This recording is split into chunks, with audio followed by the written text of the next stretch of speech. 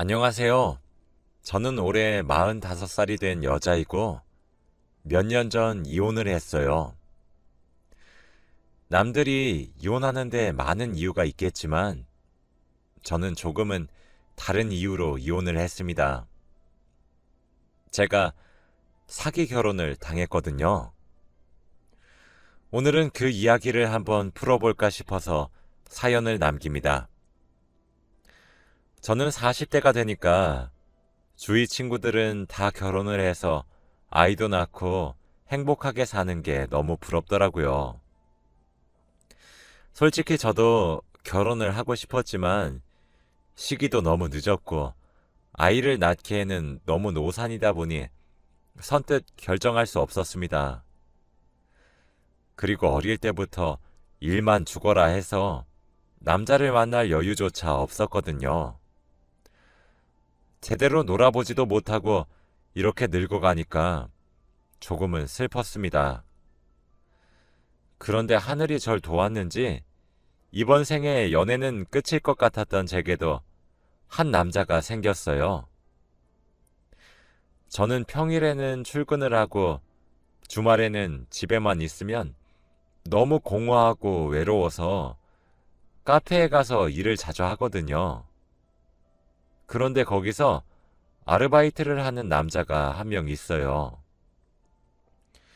자주 가던 카페라 아르바이트생을 다 기억하고 있는데 처음 본 남자여서 눈길이 조금 갔던 것 같아요. 그리고 외모도 훌륭했거든요. 아무튼 거기서 늘 먹던 아메리카노를 시켜서 노트북을 두드리고 있는데 그 남자가 저한테 다가와서 음료를 주더군요. 그러면서 쪽지 한 장을 건네는 겁니다. 오늘 시간 되세요? 그때부터인 것 같아요. 그 남자와 제가 사랑에 빠진 순간이요. 그날 그 남자가 아르바이트가 끝나고 저희는 이야기를 나누면서 서로에 대해 알아가기 시작했어요. 그런데 민철 씨의 나이는 37살이었는데 왜 그 나이 되도록 제대로 된 일자리 하나 없이 아르바이트를 하는지 궁금하더라고요. 민철 씨, 그러면 아르바이트를 하는 중인 거예요? 아, 거기가 제 카페라서 아르바이트생들 힘들까봐 도와주러 잠깐 오는 거예요. 민철 씨는 자기가 카페의 주인이라고 했고, 다른 지역에도 몇 개 더 있다고 하더군요. 그 카페는 정말 유명하고 큰 카페라서 손님들도 많은데 어린 나이였음에도 불구하고 벌써부터 카페 주인이 되었다고 하니 솔직히 그때부터 민철 씨가 다르게 보이긴 했습니다. 저와 민철 씨는 나이도 있고 서로 연애가 고팠기 때문에 그날부터 사귀기로 했어요.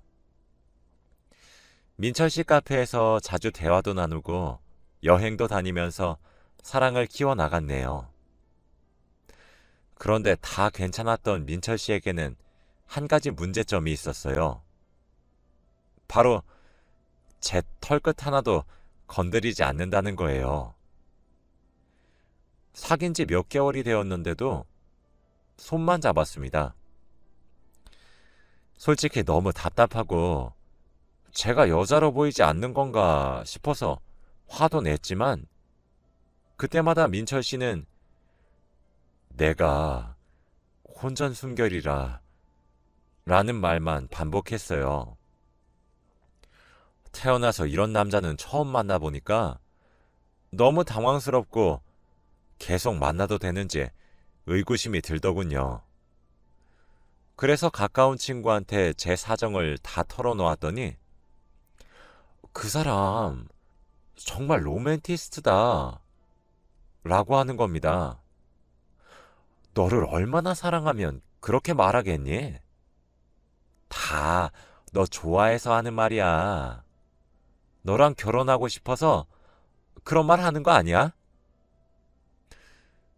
저는 혼전순결이라는 민철 씨와 이별을 결심하고 친구한테 털어놓은 건데 오히려 친구는 민철 씨가 저를 너무 좋아한다고 말하면서 결혼하라고까지 하더군요. 솔직히 저는 나이도 있고 그래서 결혼은 무리라고 생각했는데 제가 팔랑귀라 친구의 말을 귀 기울여 듣기 시작했습니다. 민철 씨는 제 주위 사람들이 다들 부러워할 정도로 다정하고 저밖에 모르는 바보였는데 친구가 그렇게 더 칭찬을 해주니까 그 사람과 결혼을 못할 이유가 없는 거 있죠? 그러면서 친구는 야, 민철 씨 부족한 게 뭐야? 얼굴도 순정 만화에 나오는 남자처럼 잘생겼지. 여자친구한테 잘해주지. 게다가 카페 사장까지. 야, 너는 복 받았다, 얘. 그리고 너 나이가 이제 40이야. 결혼할 거면 얼른 해. 친구가 그렇게까지 말을 하니까 설득이 되더라고요. 그날부터 저는 민철 씨와 결혼을 하는 상상을 했던 것 같습니다. 민철 씨, 혹시 결혼 생각 있어요? 없는 건 아니죠. 그리고 제가 나이가 있다 보니까 아마 제 생의 마지막 여자는 수연 씨가 아닐까요? 민철 씨는 자기 생의 마지막 여자는 저라고 생각하면서 만나고 있었다고 하더군요. 이렇게 로맨틱하고 저밖에 모르는 남자를 절대 놓치고 싶지 않았습니다. 그럼 우리 결혼할까요? 수연 씨, 후회 안 할 자신 있어요?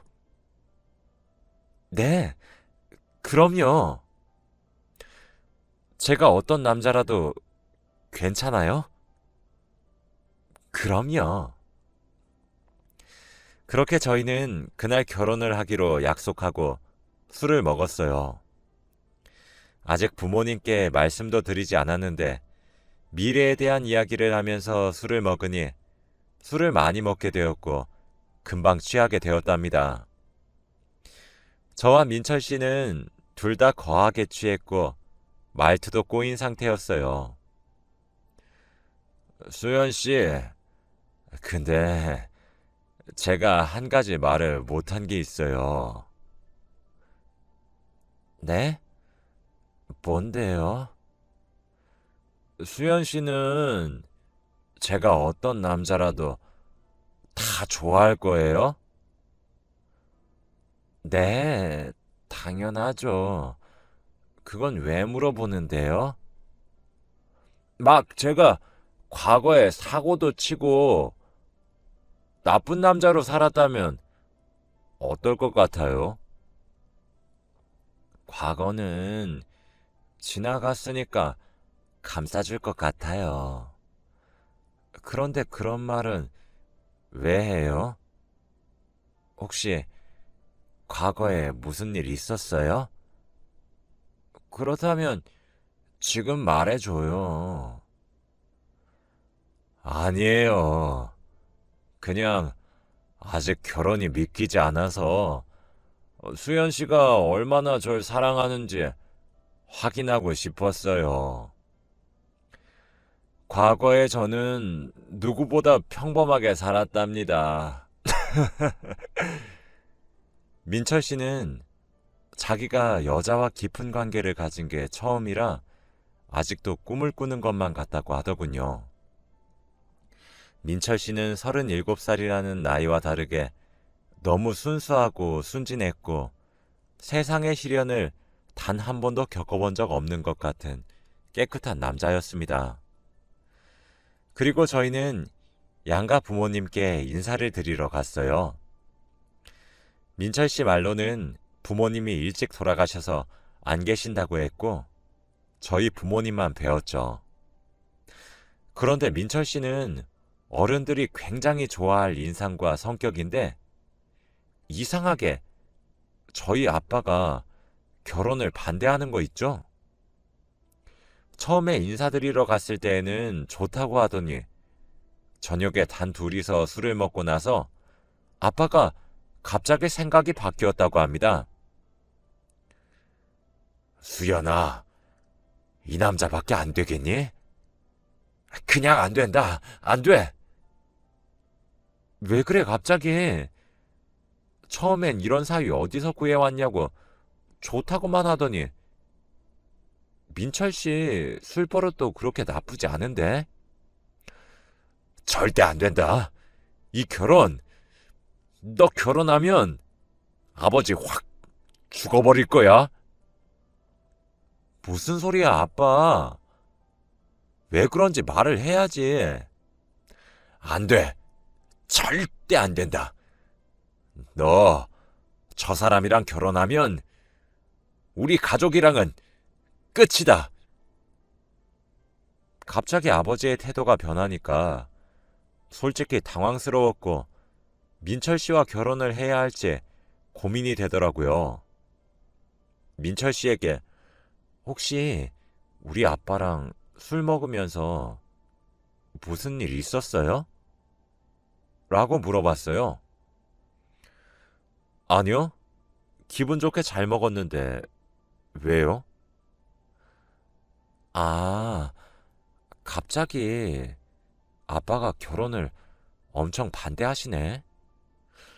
원래 그런 분이 아닌데 민철 씨와 술을 먹고 나서 갑자기 안 된다고 반대하셔요. 아, 그래요? 제가 잘 설득해 볼게요. 그런데 신기하게도 며칠 뒤에 민철 씨와 저희 아빠와 단 둘이서 이야기를 나눈 결과 갑자기 아버지가 결혼을 허락해 주셨습니다. 민철 씨, 도대체 어떻게 저희 아빠 마음을 돌리신 거예요? 제가 제 본 모습을 보여드리니까 결혼하라고 하시던데요. 이제 우리 앞에 장애물은 아무것도 없어요. 다행히 아빠가 민철 씨의 선함을 보셨는지 결혼을 허락해 주셨고 저희는 그날부터 본격적으로 결혼 준비를 시작했어요. 웨딩드레스와 예물 그리고 신혼집까지 다 하나하나 알아봐 가면서 결혼 준비를 했고 결혼식도 올렸습니다. 결혼식 당일날 정말 떨리고 설레는 거 있죠? 이번 생에 웨딩드레스 입을 날은 절대 없다고 생각했는데 나이가 40살이 넘어서 입게 될 줄은 누가 알았겠냐고요. 하객들이 들어오기 시작했고 친구들과 지인들은 자기 딸, 아들, 그리고 남편의 손을 잡고 하나둘씩 들어오는데 곧 제 미래 같아서 부럽더라고요. 그리고 남편의 지인들도 한두 명씩 들어왔습니다. 그런데 남편의 지인들은 남편에게 야, 김민철, 사람 됐네? 옛날에 사람 때리던 김민철 어디 갔냐?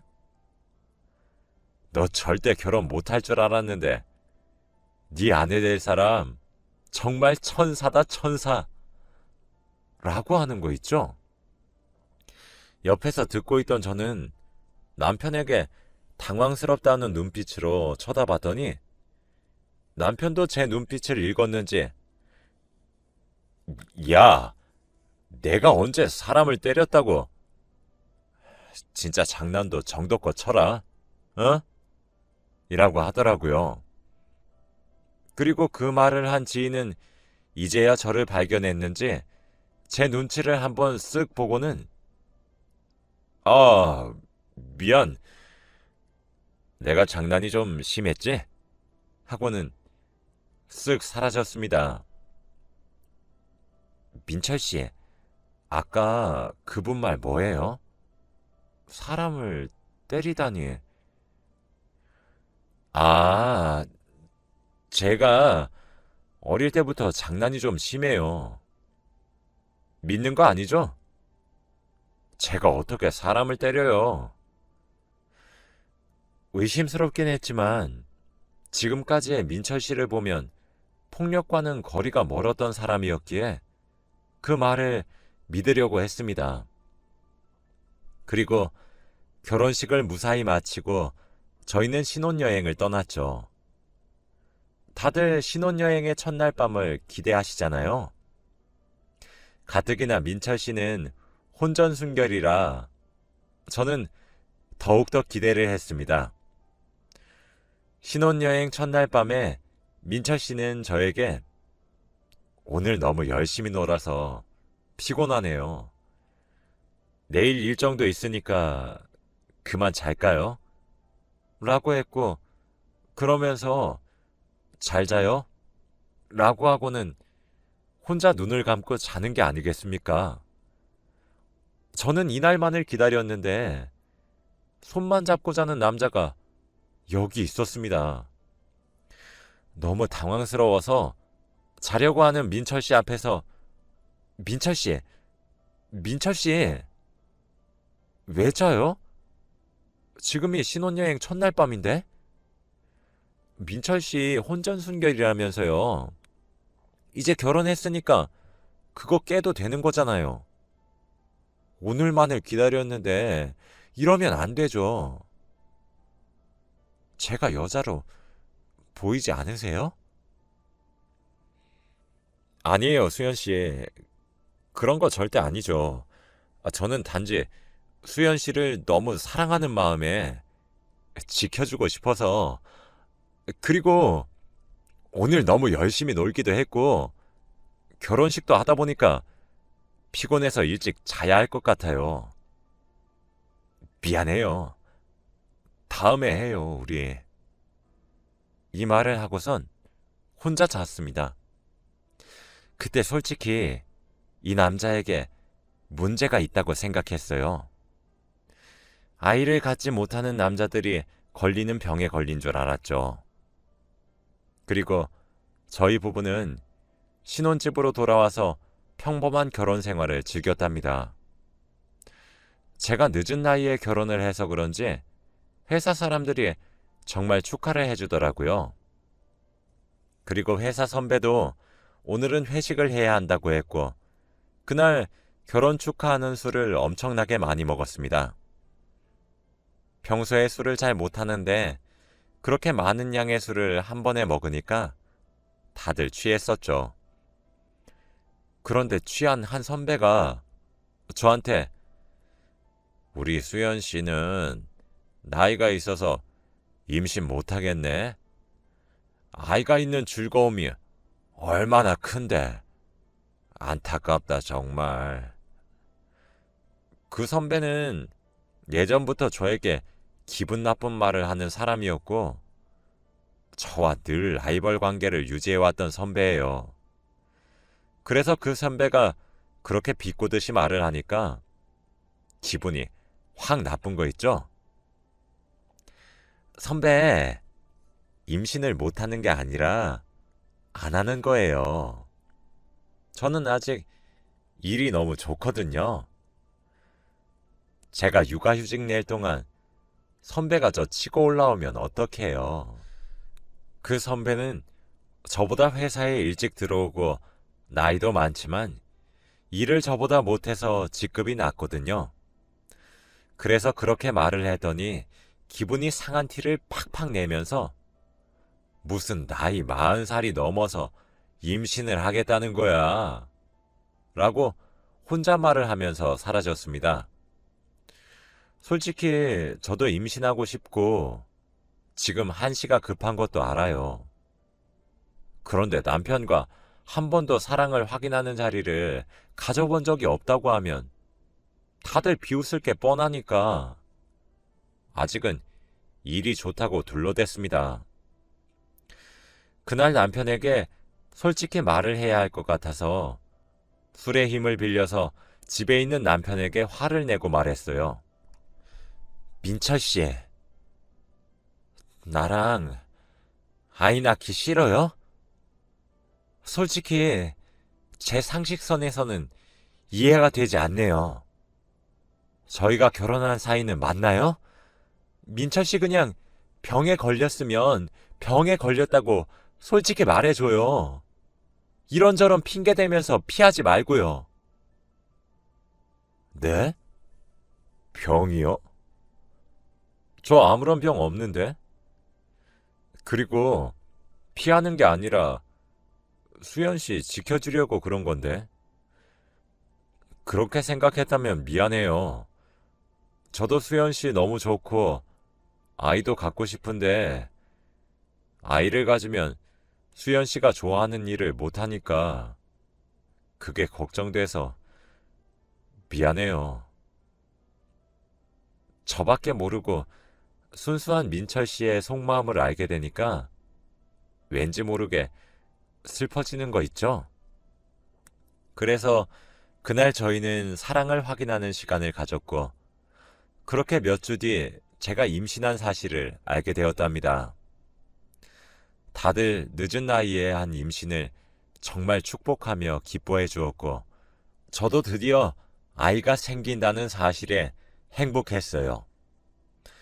그리고 당연히도 민철 씨는 임신을 하고 집에 있는 저에게 정성스럽게 대해줬고 늘 이런 남편을 만나서 다행이라고 생각을 하고 살았죠. 어느 날 여느 때와 다름없이 민철 씨가 출근을 하고 저 혼자 집에 있었는데 갑자기 휴대폰 충전기 선이 고장난 겁니다.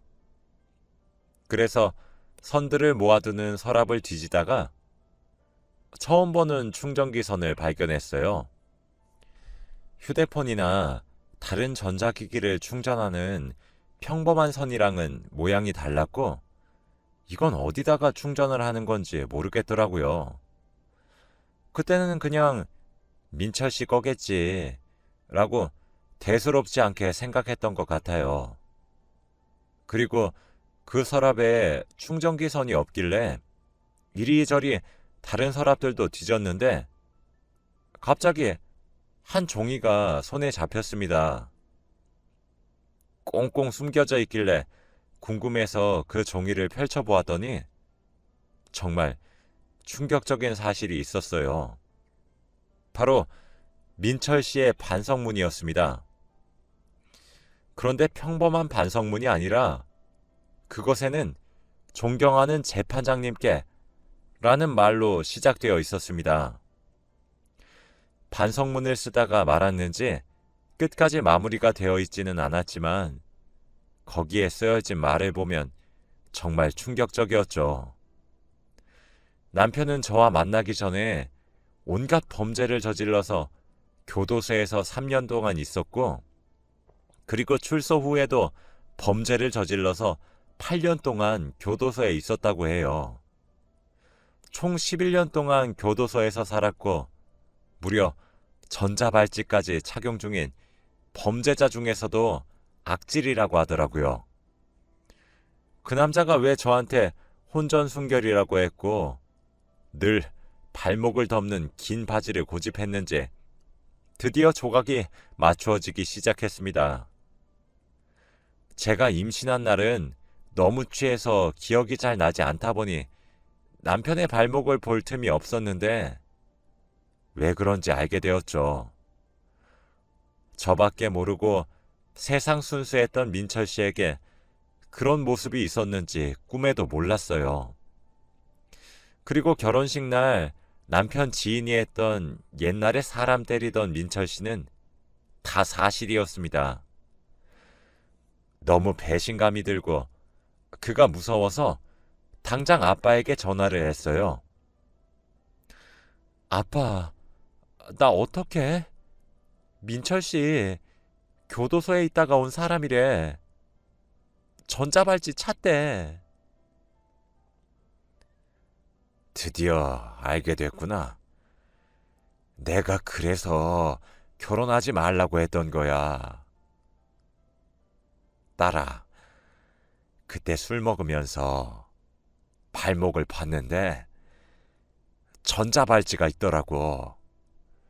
전자발찌 찰 정도면 엄청난 범죄를 저질렀다는 건데, 그래서 결혼을 반대하니까 그 사람이 찾아와서 협박을 하더라. 결혼 반대하면 네가 위험할 거라고. 딸 지키고 싶으면 결혼 허락하라길래 우선은 결혼하게 하고 이혼을 하길 원했다. 얼른 변호사 찾아가서 말하고 이혼하렴.